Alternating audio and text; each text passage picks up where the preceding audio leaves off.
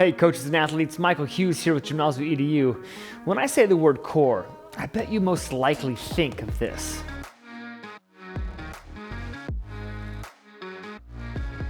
However, this is how the vast majority of athletes and just normal everyday people use their core.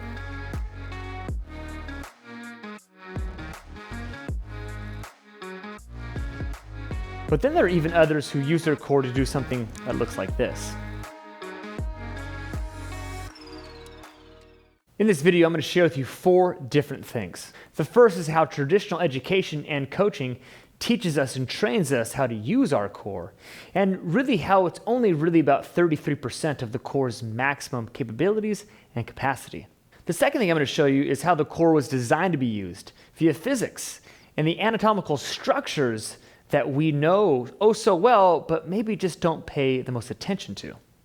The third is how we've somewhat progressively trained our core over time, but really how we've progressively detrained it over time, often leading to lower back degeneration, poor posture with no end in sight, leaving a lot of women, mostly moms, frustrated and seemingly forced to live with painful or even frustrating life situations. And number 4, how to be aware of the 66% of the core that you're relatively probably missing and how that's going to better your physique, how it's going to better your sports, and how it's going to better your overall functionality throughout life. Now, in preparation for this video, I spent a lot of time just doing some general research on what the average everyday person would type in if they searched on Google and YouTube for core exercises. And I'm sad to say that I really wasn't that disappointed, and I honestly knew that I shouldn't have been, but I was hoping that the industry, the fitness industry, the movement industry would have gotten beyond this traditional sense of what core training is, but sadly, it hasn't. Hope this video not only brings you some education, but also some value that you can apply to your own practice or your own life.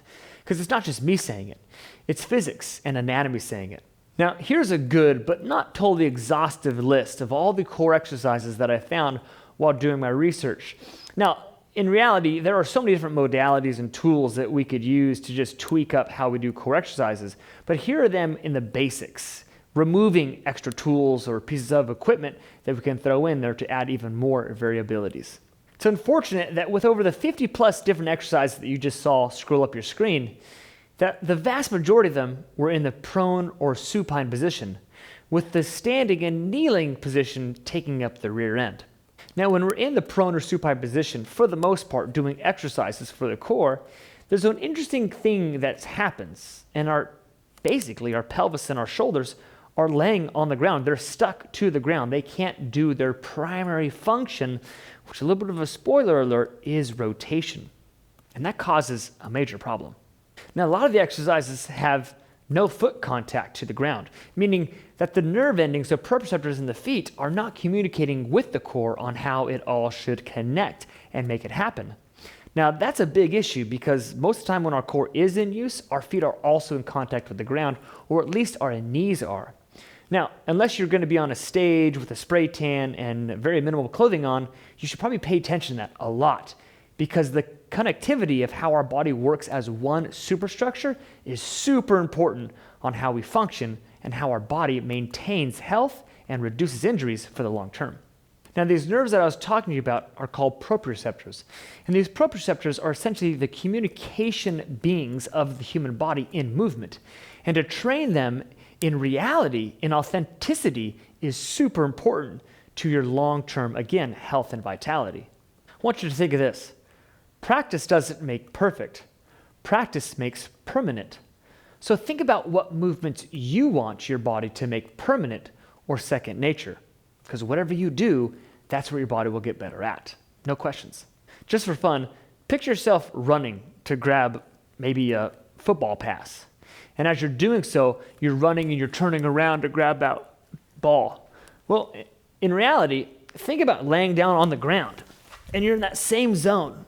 And now you're rotating to catch the ball. Well, the foot and the body and the whole structure says, wait a minute, that's not exactly how I operate. So try to catch a ball laying on the ground doing that. And the body says, that's not exactly how I operate. Now, just to give you a quick example, think about these 2 exercises that I'm about to do.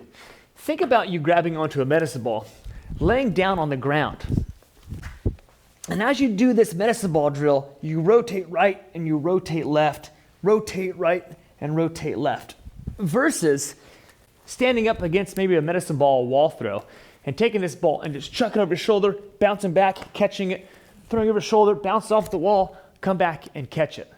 Which one of those two drills is going to make you better at catching a football that's being passed over your head to be grabbing on? Well, in football, I'm running. Both feet are in contact with the ground at some given point or time, one or the other. I'm upright, and I'm actually leaning back to catch that ball coming over my shoulder. That looks exactly almost what I just did with my medicine ball throw over to the wall, bounce off the wall, and I come back and catch it. In fact, I can go on a single leg and do that exact same motion pattern, right in the same zone of what my body's doing. It's actually, my feet are communicating to my pelvis to my core to my hands. Versus me laying on the ground, my feet aren't touching anything. The proprioceptors are like, okay, I don't have to do anything here. No problem. My core just has to work all by itself and just move these external extremities in the right to left motion.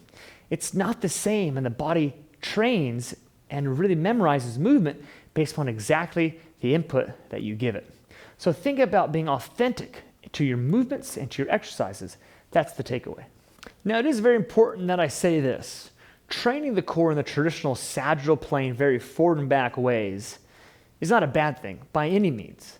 In fact, it does set a foundation for movement patterns as we progress into more complex patterns.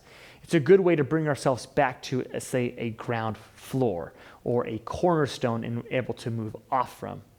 And on that more, training the core in the traditional patterns of the sagittal plane, very forward and back, very prone supine ways, is certainly good for building a stable foundation for you to progress into the side-to-side motions and the transverse plane motions. But we can't stay there. We can't just only do those patterns because we're only going to be good in those patterns, simply stated. In fact, if we don't leave that sagittal plane core motion pattern, we're basically going to be much more primed for injury or little tweaks as we move on in life, because life is not going to only challenge us in the ways of forward and backwards. In fact, it's going to challenge us way more often in a way that's much more quote-unquote dangerous or risky in the other two planes of motion, the side-to-side motion and the rotational motion. Because the core is not all about just being this strong, rigid structure. In fact, it's not about that at all. It's about being a mobile and stable structure, elastically recoiling and dynamically moving to adjust and to perform tasks that need to be done via the lower body and via the upper body, most of the time at the exact same time. And the core is the crossroads of the body, making sure the upper body can do its details, the lower body can do its details, and they both can sync up to make it possible. And lastly, I want to state this. It's really important that we just don't jump right into dynamic core training, especially in the lateral and rotational planes. Do take the time to build up that sagittal plane forward and back core if you need to, if you've been detrained for several months or years.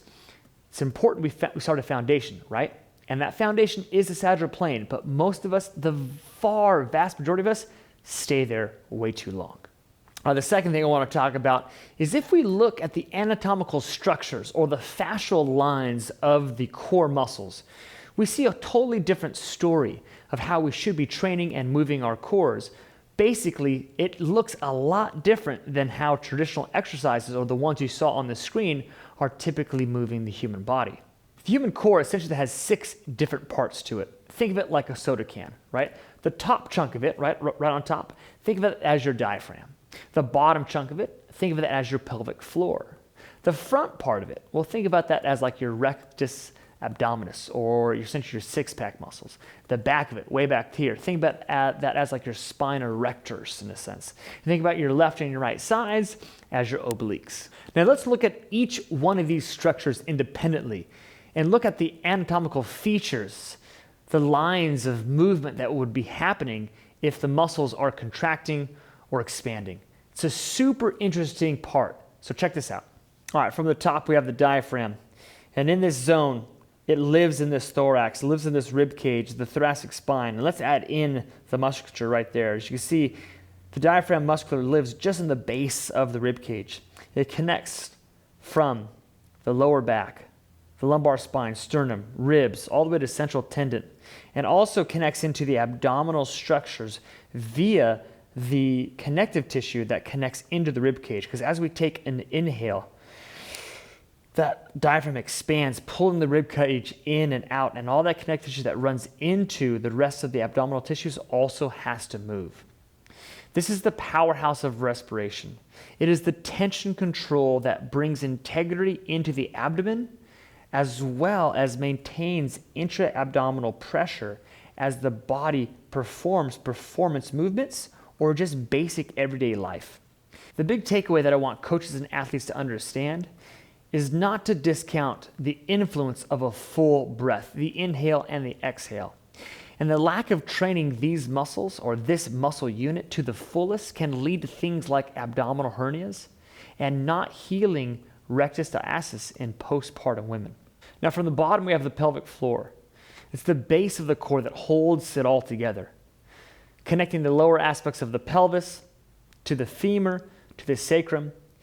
This musculature is super important for a lot of moms who are just postpartum or want to prepare for having children. Not limited to that, but certainly those clients and athletes.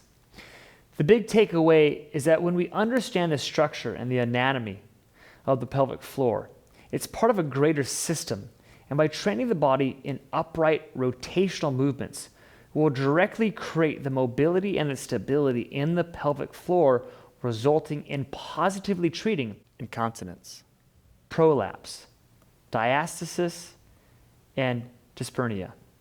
These are very common, but maybe not talked about conditions that a lot of women have that are more likely training in your facility.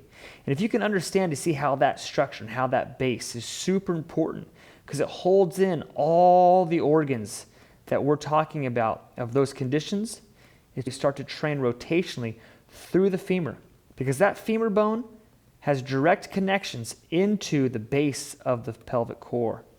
And that pelvic floor is moved in rotation, as you can see as it connects. And the connective tissue only spreads from this location. So don't forget about the rotational plane in the base of the core. Now to the most popular core muscle, the rectus abdominis, or the 6 or 8 pack. It connects the front part of the ribs to the lower sternum and to the base of the pelvis. It is the trunk flexor, but only when against gravity.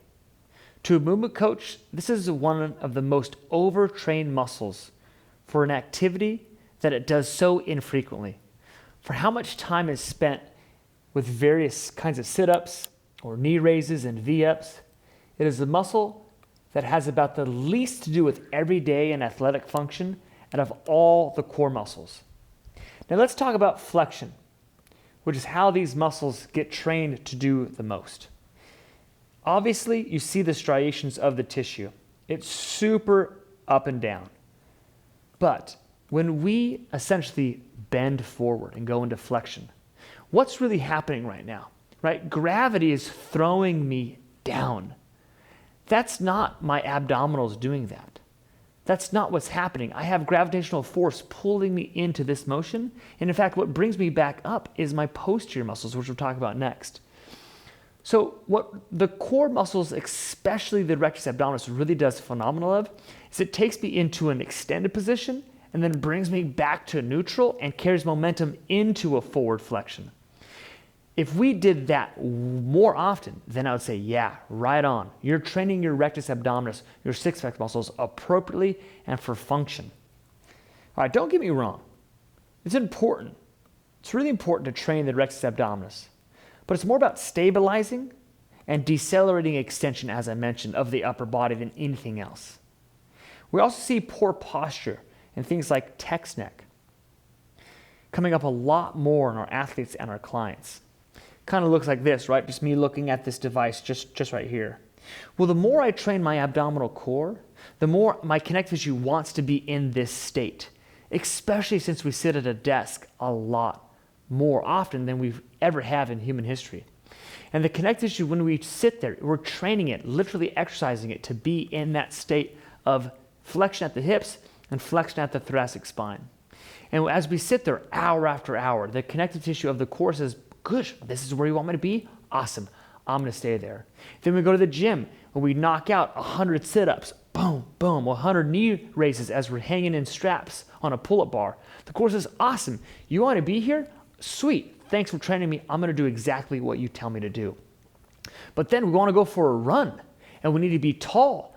And the core says, well, wait a minute. I'm not gonna do that well because I'm so good here. Or I wanna go put something overhead and reach high, and the core has to extend back. The core says, I'm not gonna do that very, very well. You start to wonder why you have lower back pain, because the constant repetition of forward flexing, the constant activity of these abdominal muscles flexing and moving forward, getting them super strong at a task that they don't actually do maybe more than once or twice a day. And that's getting out of bed or getting off the ground a few times a day. The key takeaway that I want you to have right here is that when you train a movement, the proprioceptive nerve endings, right, the nerves that kind of get that muscle memory that we kind of hear talked about, it's going to do that very, very well. So don't overtrain a system just for physique, just for looking good, when in reality, if you want a good six-pack, you got to eat better. It's just that plain and simple. All right, now we go to the opposite side of the core where we have the spine erectors, connecting the thoracic spine, the lumbar spine together, and the pelvis, of course. They support and hold and move the spine into extension and lateral flexion, but also decelerate flexion of the spine under gravity and mass momentum. In upright position, sitting or standing, these muscles rarely get a break and often get too tired and start to lose their integrity and maintain a healthy tone. The desk is not a friend to these muscles, and gravity continues to pull us forward and down, and the anterior connective tissue also becomes less elastic, just as I was talking about before as we train it. And the supine extensors essentially have to fight harder and harder to stay in a good alignment or posture. The key takeaway that coaches and athletes need to understand is that those core muscles in front, those six-pack muscles, keeping them loose, mobile, and elastic. Now let's talk about the true power of the core, the transverse abdominis, the internal and external obliques. They connect the ribs to either side of each other and to the pelvis, and to the lumbar connective tissue, and even to other abdominal muscles themselves. These muscles do it all, from lateral flexion to rotation to deceleration of extension via their fascial tension. They do help with flexion, without a question. But you already know how physics and everyday function will answer that question. If you look at these three different muscle units, 1, 2, and 3, and you look at the direction at which those fibers run, you can definitely see the left to right relationship, talking about how they move in rotation more so than anything else. And when we talk about rotational movement, that's what you saw in the beginning of this video. That's what you saw, how powerful this core musculature is. It is the bulk of the training that the core should be in. And these muscles, for one thing, are the bulk of the core muscles via the size and the area that they cover. They do influence the vast majority of human movement and sport. The human body is the most powerful in rotation, and in fact, running and walking is most efficient because of our ability to rotate or coil the human trunk and rotation of the pelvis. Here's an interesting fact. If you look at all the different amazing sports statues out there, statues out there, you're going to see a relationship between all of them. They're either in a rotated position or a coiled position. Check out these few that I pointed out, and the list is much longer than this. You see the Heisman.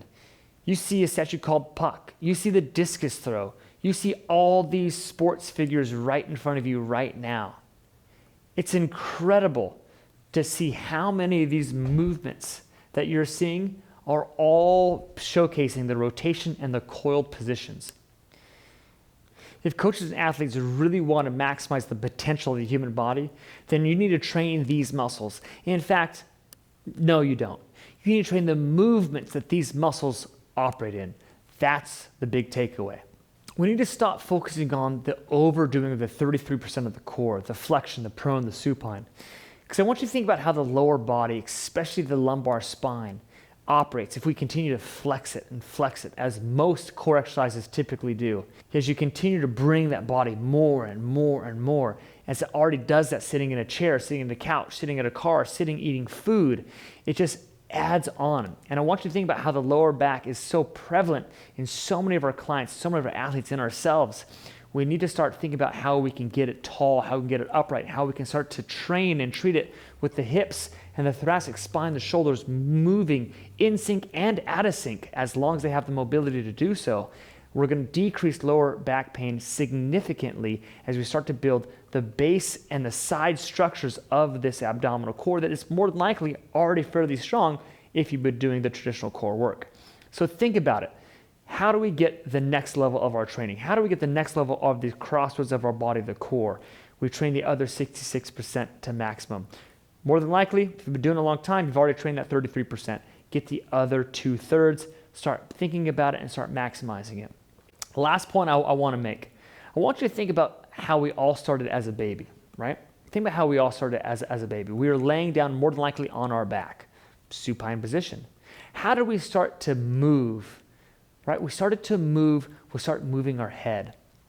We started looking left and right. Our hands moved, our legs moved. Looks kind of like a supine dead bug, right? Or a few other moves that we kind of have. Okay, sounds all right. That's a traditional move. Right on, no problem about that. But then what do? We ended up starting to roll. We started to go prone. How do we roll? We actually had to strengthen our transverse, our rotational movement patterns. Okay, rotational core. I like it, but still prone. And then what we started to do, we started to actually move back and forth between those patterns. We started to reach a little bit more, and then we started to eventually crawl. And the crawling pattern is essentially very similar to the walking pattern, as it just is on all fours. And as you look at the crawling pattern, you see how the pelvis shifts and the lateral motion. You see how the shoulders shift and the body begins to essentially coil, as I was talking about. That only prepares us to get onto a higher level, a coffee table, a wall, and our feet can come underneath us. Then we start to get this upright stance. And we take a few steps, and what happens? We fall. No problem. We try again. And as you see, as the progression of the human little boy, little girl is so as the progression of the core should be for you. Get out of the prone and supine. Start getting into the rotational, transverse, and lateral planes to progress your body just like as you did as a little child. That is a very, very important takeaway that I want you to think about. It's not just about how we function. I get it. It's about how our lower back is going to stay healthy for the rest of our lives. It's how all of the women, especially moms, are going to be able to get this core back by training the diaphragm and the pelvic floor. It's about how our physique's going to be well-rounded because we have everything that brings in that function. And it's about how we move and think about the core via the anatomical structures, the physics that are present. Think about that the next time you do a core routine. Check out the exercise below, and I hope this gave you a lot of value and a lot of things to think about the next time you train this. Take care.